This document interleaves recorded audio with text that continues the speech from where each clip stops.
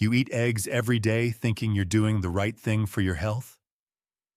Well, I used to think eggs were just eggs too. That all you had to do was eat them and the benefits were guaranteed. But after 20 years treating patients with gout, I can tell you this.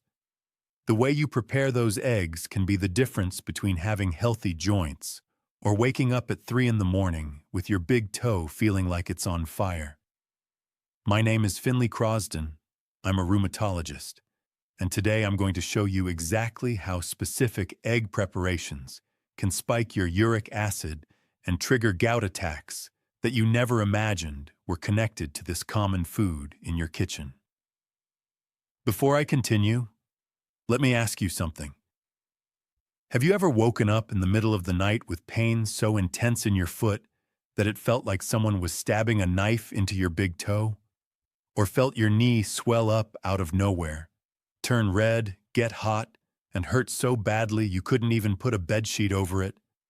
If you've experienced this, you know exactly what I'm talking about.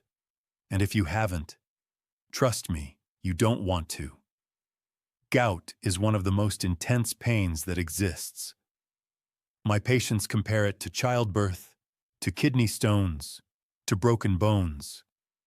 It's a pain that leaves you incapacitated, that makes you cry, that stops you from living your life. And you know what's most frustrating? Many people develop gout or make their attacks worse because of things they eat every day, thinking they're healthy.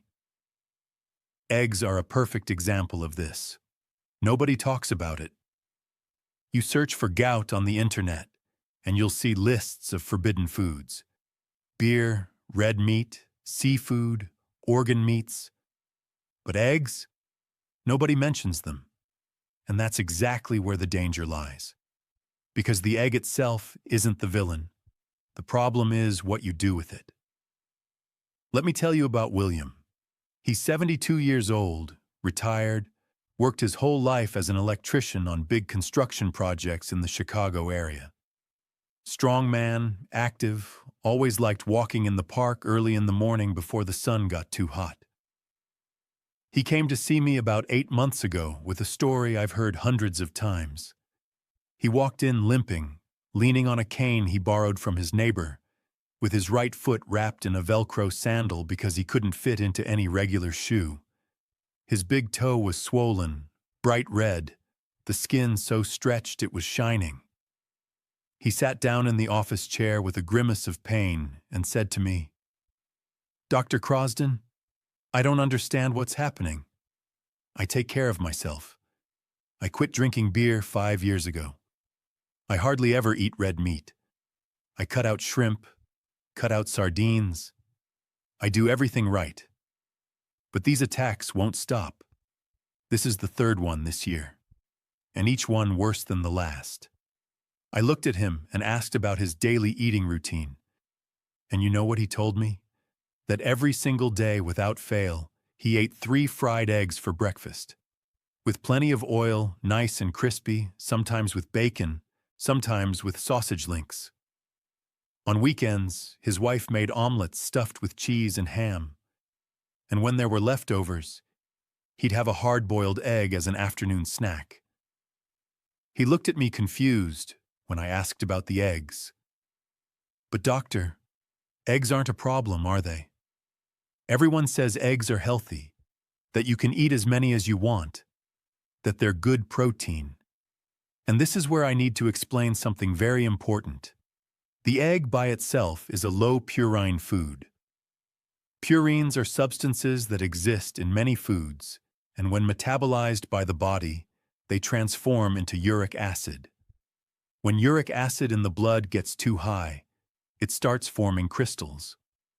These crystals are like tiny microscopic needles that deposit in your joints and cause that brutal inflammation we call a gout attack.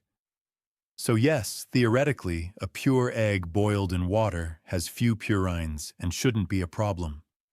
But here comes the detail nobody tells you about. The preparation method changes everything. When you fry an egg in oil, especially in refined vegetable oil like soybean oil, corn oil, or sunflower oil, you're adding fats that increase inflammation in your body. These fats are rich in omega-6, which in excess competes with omega-3 and creates a pro-inflammatory environment. And inflammation is fuel for gout. Every gout attack is an inflammatory response from your immune system to the uric acid crystals. If your body is already in a chronic inflammatory state because of your diet, any small elevation in uric acid can trigger an attack. But it doesn't stop there. When you fry eggs at high temperatures, chemical reactions called advanced glycation occur. Advanced glycation end products, or AGEs, are compounds that form when proteins or fats are exposed to high heat for prolonged periods. These compounds are extremely toxic to your body. They increase oxidative stress, worsen systemic inflammation, and recent studies show they can directly interfere with uric acid metabolism. A study published in the Journal of Clinical Endocrinology and Metabolism showed that people with higher levels of AGEs in their blood had significantly elevated uric acid levels. High-temperature frying transforms a relatively harmless food into an inflammatory trigger. And here's something that makes this even worse. These AGEs accumulate in your body over time. The more fried foods you eat, the higher your AGE levels become, and the more sensitive your body gets to any inflammatory stimulus. It's a vicious cycle that many people are trapped in without even knowing it. And there's more. What you eat alongside your eggs matters just as much as the eggs themselves. William ate his fried eggs with bacon and sausage links. Bacon is processed meat, rich in purines, rich in sodium, rich in saturated fat. Sausage is the same thing. When you combine fried eggs with these accompaniments, you're creating a uric acid bomb. Each of these elements alone would already be problematic. Together, they amplify each other. This information you're receiving right now could change your life. That's why I need you to hit that like button and subscribe to this channel. When you do that, you help this video reach more people who need to know this. Many people are suffering from gout without understanding why the attacks won't stop, even though they're dieting. So go ahead right now. Like and subscribe. Getting back to William. I asked him to do an experiment with me. For 60 days, he would continue eating eggs, but he would completely change the way he prepared them. No frying, no vegetable oil, no bacon or sausage on the side. I explained exactly what to do, and I'm going to explain it to you now as well. First, eggs boiled in water. This is the safest way to eat eggs if you have a tendency toward high uric acid or gout. You boil the water, put the egg in, leave it for 10 to 12 minutes until it's fully cooked, and done. No oil, no frying, no AGEs. A boiled egg maintains all its proteins, all its vitamins, all its minerals, but without the inflammatory compounds from frying. Second, poached eggs. This is a French technique that works beautifully. You boil water with a little bit of vinegar, create a gentle whirlpool, and crack the egg right into it. In 3 minutes, you have an egg with a firm white and a creamy yolk. Not a single drop of oil. No frying whatsoever. It's an elegant and healthy way to eat eggs. Third, if you really like scrambled eggs or omelets, do it this way. Use a good quality non-stick pan.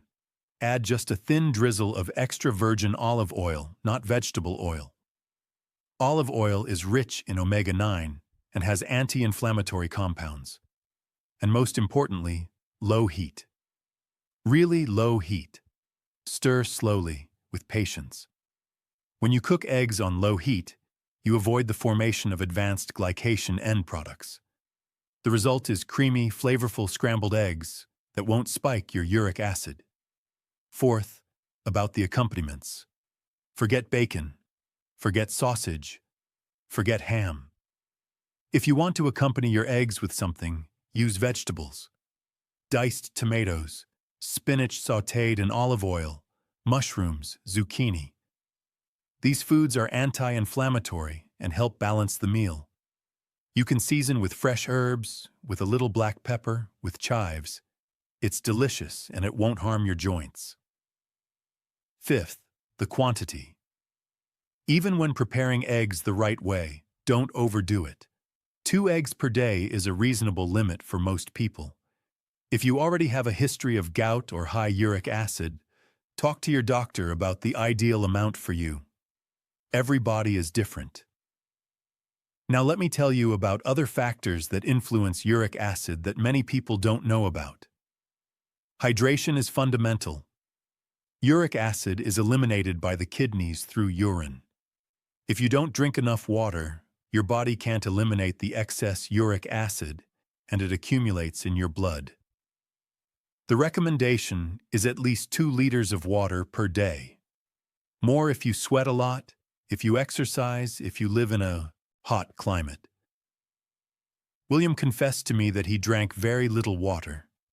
Coffee in the morning, a glass of juice at lunch, and that was it. That's insufficient. I asked him to increase to 8 glasses of water per day, spread throughout the day. I cannot stress this enough. Water is your best friend when it comes to managing uric acid. Think of it this way. Your kidneys are like a filtration system. They need enough fluid to flush out the waste products, including uric acid. When you're dehydrated, your urine becomes concentrated, and your kidneys can't do their job properly. The uric acid stays in your bloodstream and eventually finds its way into your joints as those painful crystals. Another important factor is fructose consumption. Fructose is the sugar in fruits, but it's also present in sodas, industrial juices, sweets, and many processed products. Fructose is the only carbohydrate that directly increases uric acid production in the liver. Studies show that people who consume a lot of soda or industrial juice have a significantly higher risk of developing gout. William drank a large glass of orange juice from a carton every day at lunch. He thought it was healthy. But that carton juice is full of added fructose. We cut that out too. Alcohol, especially beer, is another very powerful trigger. Beer is made from barley, which is rich in purines. Additionally, alcohol itself interferes with uric acid elimination by the kidneys. It's a double problem. William had stopped drinking beer, which was great. But occasionally, he still had some whiskey on the weekend. I explained that any alcohol can be problematic, not just beer. Body weight also has a major influence. People who are overweight or obese tend to have higher uric acid levels. Body fat, especially abdominal fat, produces inflammatory substances that worsen the condition. There's also a connection between insulin resistance and uric acid. When your cells become resistant to insulin, which often happens with excess weight, your kidneys retain more uric acid instead of eliminating it. William was about 30 pounds over his ideal weight. Part of the plan was to help him lose weight gradually, without crazy diets, just with balanced eating and regular walks. 60 days passed. William came back to the office, and I almost didn't recognize him. He walked in normally, without a cane, without limping, with firm and confident steps. He had a huge smile on his face, one of those smiles from someone who recovered something they thought was lost. He sat down in the chair and said, "Dr. Crosden, I haven't had a single attack in these 2 months. Not one. It's the first time in 3 years I've gone this long without pain. And look, I kept eating eggs every day. I just changed the way I made them, exactly like you taught me." We did blood tests to compare. His uric acid, which was at 8.2 milligrams per deciliter at the first appointment, a high value that predisposes to attacks, had dropped to 6.4. It still wasn't at the ideal level, which is below 6, but it had improved significantly. And most importantly, not a single attack during that period. He had also lost about 8 pounds just from the dietary changes and the walks he started doing again because he wasn't in pain anymore. Then he asked me something that many people ask. "Doctor, so can I eat fried eggs once in a while? On a special day, a weekend?" I answered honestly. "Look, William, once in a while, maybe once a month, on a special day, it probably won't cause an attack. But you need to understand that your body is sensitive. You already have a history of gout. Your kidneys already have difficulty eliminating uric acid. Every time you eat something that increases inflammation or overloads purine metabolism, you're rolling the dice. Sometimes nothing happens. Other times, 3 in the morning, you wake up screaming in pain. Is it worth the risk for a fried egg?" He thought about it for a moment and said, "No, doctor. It's not worth it. I'd rather eat my boiled egg every day and sleep peacefully than risk going through that again." I want to hear from you now. Do you suffer from high uric acid, or have you had a gout attack? How do you usually prepare your eggs? Comment below. I want to know about your experience and your questions. By the way, for those who want to go deeper into this topic of nutrition and joint health, I left the definitive guide to strengthening muscles and joints after 60 in the pinned comment and in the description. There's more information about anti-inflammatory diets and other important care. If you're interested, check it out later. Now there's something I need to make very clear. Gout isn't just an inconvenient pain. It's a sign of a deeper metabolic problem. People with gout have an increased risk of cardiovascular disease, kidney problems, type 2 diabetes. The same factors that cause gout, chronic inflammation, insulin resistance, excess weight, are risk factors for these other conditions. So when you take care of your diet to avoid gout, you're taking care of your entire body. Another important point: if you already have a gout diagnosis, your doctor probably prescribed some medication to control uric acid. Allopurinol is the most common. Febuxostat is another. These medications are important, and you shouldn't stop taking them on your own. What I'm talking about here regarding diet is complementary to medical treatment, not a replacement. The correct diet can help reduce medication dosage over time, can decrease the frequency of attacks, can improve your quality of life, but always in partnership with your doctor. Let's recap the main points then. First, eggs themselves are not the enemy. They're a nutritious food, rich in high-quality proteins, in B-complex vitamins, in choline, in many important minerals. The problem is in the preparation method. Second, avoid frying in vegetable oil. Soybean, corn, and sunflower oil at high temperatures creates a pro-inflammatory environment that can trigger gout attacks.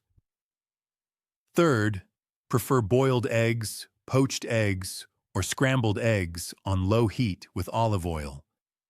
These preparation methods preserve nutrients without creating inflammatory compounds. Fourth, watch the accompaniments. Bacon, sausage, ham are purine and saturated fat bombs. Substitute with vegetables. Fifth, drink plenty of water. Hydration is fundamental to eliminate excess uric acid. Sixth, avoid excess fructose. Cut out sodas and industrial juices. Seventh, maintain a healthy weight. Every pound lost is less pressure on your metabolism. I've been treating people with gout for over 20 years. I've seen it all. I've seen people who thought they would never be able to control it, who had attack after attack, who couldn't walk properly anymore. And I've seen those same people months later, living without pain, going back to doing the activities they loved, regaining quality of life.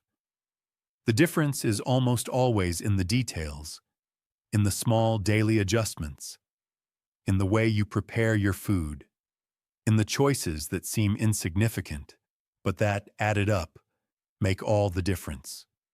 You have two choices now. First, you keep doing what you've always done. Fry your eggs in oil, eat them with bacon, think there's no problem because eggs are healthy. And 6 months from now, a year from now, you keep waking up in the middle of the night with your foot on fire, not understanding why. Second choice, you apply what you learned today. Change the way you prepare your eggs. Take care of your hydration.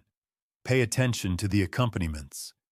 And 60 days from now, just like William, you could be living without attacks, sleeping peacefully, walking without pain. The choice is yours. Text this video to that friend who suffers from gout. That person who's always complaining about foot pain, knee pain. Your brother, your sister, your neighbor has high uric acid. You could literally change someone's life by sharing this right now. Thanks for watching all the way through. I'll see you in the next video. Take good care of your joints. Stay strong and healthy.